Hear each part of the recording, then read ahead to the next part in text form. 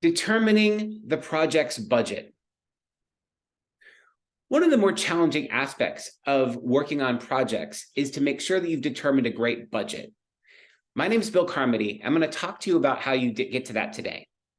So when you want to determine a project budget, you're looking at a couple of factors. The first thing you want to look at is how many people need to touch this project. And the reason why you're looking at the people resources is because their time is money.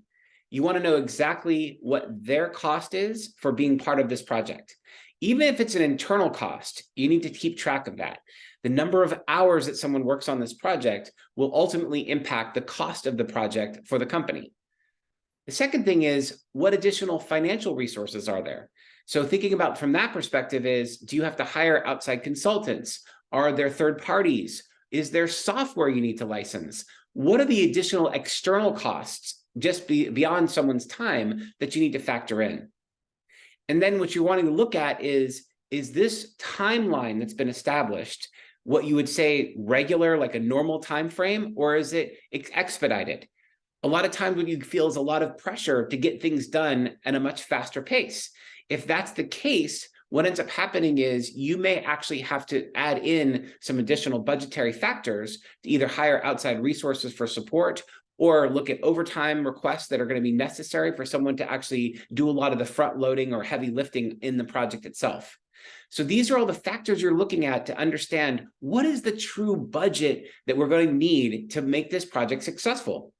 And ultimately, you're trading this off between how much money, financial resources I need, and how much time is necessary. In order to create a quality outcome, you need to constantly be balancing how much money are we spending and how much time are people spending. And then when you start to really get your arms around the entire ecosystem and say, okay, this is what I think this is, then you can have that review of that budget with whoever's approving the project.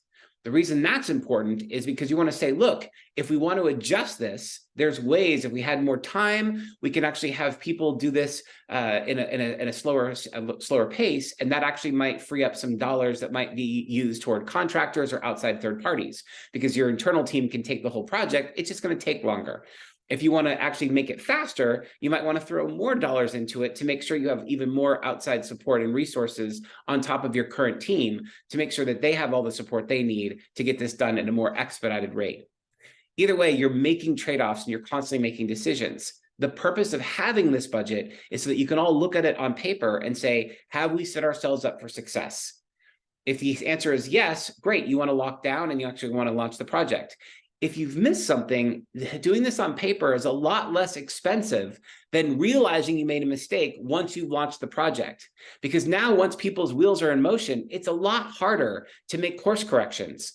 But when you do it all up front and you say, here's the assigned budget that we're going to need, it allows everyone to look at it and then provide their feedback before you engage people or spend money.